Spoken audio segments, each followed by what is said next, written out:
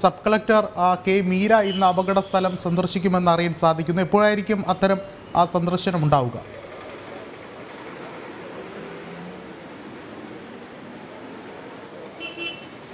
Vishnu, sub കളക്ടറുടെ സന്ദർശനം 11 മണിയോടുകൂടിയായിരിക്കും sub collector ഈ ഒരു പ്രദേശം സന്ദർശിക്കുക. അതിനുശേഷമായിരിക്കും അവർ വിശദമായൊരു റിപ്പോർട്ട് അല്ലെങ്കിൽ വിവിധ ആളുകളിൽ നിന്ന് മൊഴിയടക്കം രേഖപ്പെടുത്തിക്കൊണ്ട് വിശദമായ റിപ്പോർട്ട് സമർപ്പിക്കുകയും ചെയ്യുക.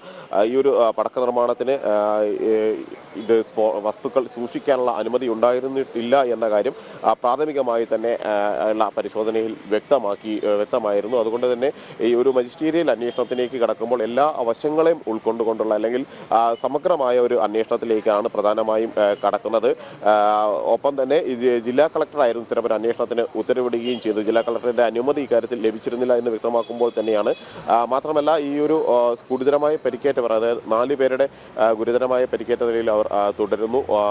2 മരണങ്ങൾ റിപ്പോർട്ട് ചെയ്തു. അതിലൊരാൾ കഴിഞ്ഞ ദിവസം 2 മരണങ്ങൾ വ്യക്തമായിരുന്നു. എന്നാൽ അതിലൊരാളുടെ പേര് അനിൽ എന്ന ഒടുവിൽ സ്ഥിരീകരിച്ചിരിക്കുന്നത്. അങ്ങനെ 2 മരണങ്ങൾ, 4 പേർ ഗുരുതരാവസ്ഥയിൽ തുടരുകയും ചെയ്യുന്നു ഈ ഒരു പശ്ചാത്തലത്തിൽ. മാത്രമല്ല ഈ സംസ്ഥാനത്ത് വെടിക്കെട്ടുകൾക്ക് കർശനമായ തന്നെയുള്ള നിയന്ത്രണങ്ങൾ ഏർപ്പെടുത്തിയിരുന്നു. എക്സ്പ്ലോസീവ് വിഭാഗവും ജില്ലാ ഭരണകൂടവും എല്ലാം കർശനമായ നിയന്ത്രണങ്ങൾ ഏർപ്പെടുത്തിയിരുന്നു. നിശ്ചിത ചുറ്റളവിൽ മാത്രം ആൾതാമസമില്ലാത്ത സ്ഥലങ്ങളിൽ മാത്രമാണ് ഇത്തരത്തിലുള്ള വെടിക്കെട്ടുകളും ഒപ്പം തന്നെ അത് ശേഖരിക്കുന്ന നടപടികളും ഉണ്ടാകാൻ പാടുള്ളൂ എന്ന നിർദ്ദേശങ്ങൾ എല്ലാ ക്ഷേത്രങ്ങൾക്കും നൽകുകയും ചെയ്തിരുന്നു. ഈ ഒരു പശ്ചാത്തലത്തിൽ അപകടം നടക്കുമ്പോൾ അതിൻ്റെ എല്ലാ വശങ്ങളും ഉൾക്കൊണ്ടുകൊണ്ടുള്ള ഒരു സമഗ്രമായ അന്വേഷണത്തിലേക്ക് തന്നെയാണ് ഈ മജിസ്റ്റീരിയൽ അന്വേഷണം നീങ്ങുന്നത് സബ് കളക്ടറുടെ നേതൃത്വത്തിൽ. അതിനുശേഷം സബ് കളക്ടർ നൽകുന്ന റിപ്പോർട്ടിൻ്റെ അടിസ്ഥാനത്തിലായിരിക്കും തുടർ നടപടികൾ, ആർക്കെല്ലാമാണ് ഇതിൽ പങ്കാളിത്തമുള്ളത് എന്നതടക്കമുള്ള കാര്യങ്ങളിൽ വിശദമായ ഒരു അന്വേഷണത്തിലേക്ക് നീങ്ങുക സബ് കളക്ടറുടെ കൂടി റിപ്പോർട്ടിൻ്റെ അടിസ്ഥാനത്തിലായിരിക്കും.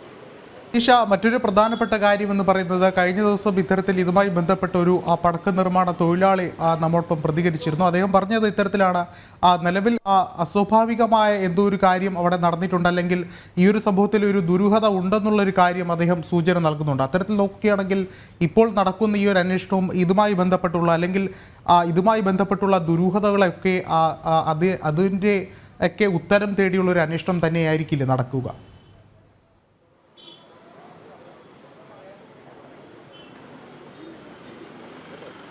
വിഷ്ണു, തീർച്ചയായും കഴിഞ്ഞ ദിവസം ഇതുമായി ബന്ധപ്പെട്ട് നമ്മളോട് പ്രതികരിച്ച വ്യക്തി തന്നെ വ്യക്തമാക്കിയത് ഇതിൽ ഏറെ ദുരൂഹതകൾ അല്ലെങ്കിൽ അത്തരമൊരു സ്ഫോടനത്തിന് ആ നിലയിൽ സാധ്യതകളില്ല, അല്ലെങ്കിൽ കനത്ത വേനലിൽ ഉണ്ടായ ഒരു സ്ഫോടനം, തീപ്പൊരി ഉണ്ടായുള്ള സ്ഫോടനമാണ് എന്ന് മനസ്സിലാക്കാൻ കഴിയുന്ന സാധ്യതകളൊന്നുമില്ല ഉള്ളത് എന്ന കാര്യമായിരുന്നു അദ്ദേഹം ചൂണ്ടിക്കാണിച്ചത്. പടക്കവുമായി ബന്ധപ്പെട്ട അല്ലെങ്കിൽ ഇതുമായി ബന്ധപ്പെട്ട വെടിക്കെട്ടുകളുമായി ബന്ധപ്പെട്ടെല്ലാം കൃത്യമായ കാര്യങ്ങൾ അറിയാവുന്ന ആൾ തന്നെയായിരുന്നു അത്തരത്തിലുള്ള ഒരു മൊഴി പരിക്കേറ്റ് ആശുപത്രിയിൽ കിടക്കെ തന്നെ അദ്ദേഹം നൽകുകയും ചെയ്തിരിക്കുന്നത്. അതുകൊണ്ട് തന്നെ ഏറെ ദുരൂഹതകൾ ഇതുമായി ബന്ധപ്പെട്ട് നിലനിൽക്കുകയും ചെയ്യുന്നുണ്ട്. അക്കാര്യത്തിലെല്ലാം ഒരു സമഗ്രമായ അന്വേഷണം എന്ന നിലയിലേക്ക് തന്നെയാണ് പ്രധാനമായും നീങ്ങുന്നത്. അങ്ങനെ ഏതെങ്കിലും തരത്തിൽ എങ്ങനെയാണ് ആ ഒരു സ്ഫോടനം ഉണ്ടായത് എന്നത് കൃത്യമായി തന്നെ മനസ്സിലാക്കേണ്ടിയിരിക്കുന്നു.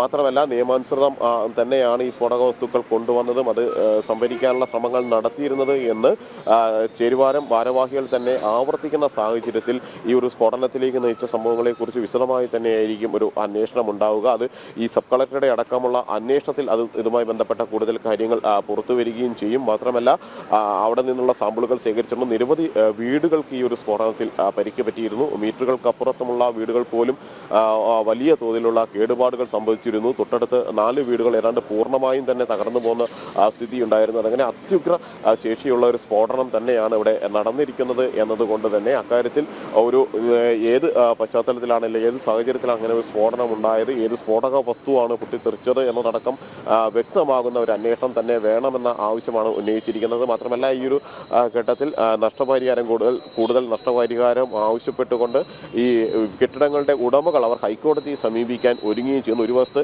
അത്തരം നിയമ നടപടികളിലേക്ക് അവർ കടക്കുന്നു, മറുഭാഗത്ത് ഈ നാട്ടുകാരുടെ, പരിസരവാസികളുടെ ആവശ്യമെന്ന് പറയുന്നത് പ്രധാനമായും ഇതിന്റെ ദുരൂഹതകളെല്ലാം നീക്കുന്ന ഒരു സമഗ്രമായ അന്വേഷണം തന്നെയാണ് ഇക്കാര്യത്തിൽ വേണ്ടത് എന്ന കാര്യമാണ്. വിഷ്ണു, വ്യക്തമാണ്. തൃപ്പൂണിത്തുറ ചൂരക്കാട് സ്ഫോടനവുമായി ബന്ധപ്പെട്ട് ഒളിവിലായിരുന്ന പുതിയകാവ് ക്ഷേത്രം ഭാരവാഹികൾ കസ്റ്റഡിയിലായിരിക്കുകയാണ്. ഹിൽ പാലസ് പോലീസാണ് 9 പേരെയും കസ്റ്റഡിയിലെടുത്തത്. മൂന്നാറിൽ നിന്നാണ് ഈ ഒരു സംഘം പിടിയിലായത്. അതേസമയം മജിസ്റ്റീരിയൽ അന്വേഷണത്തിലേക്ക് കടക്കുമ്പോൾ അന്വേഷണ ചുമതലയുള്ള സബ് കളക്ടർ കെ മീര ഇന്ന് അപകട സ്ഥലം സന്ദർശിക്കും. ജിജീഷാണ് വിശദമായ റിപ്പോർട്ടുകൾ പങ്കുവച്ചത്.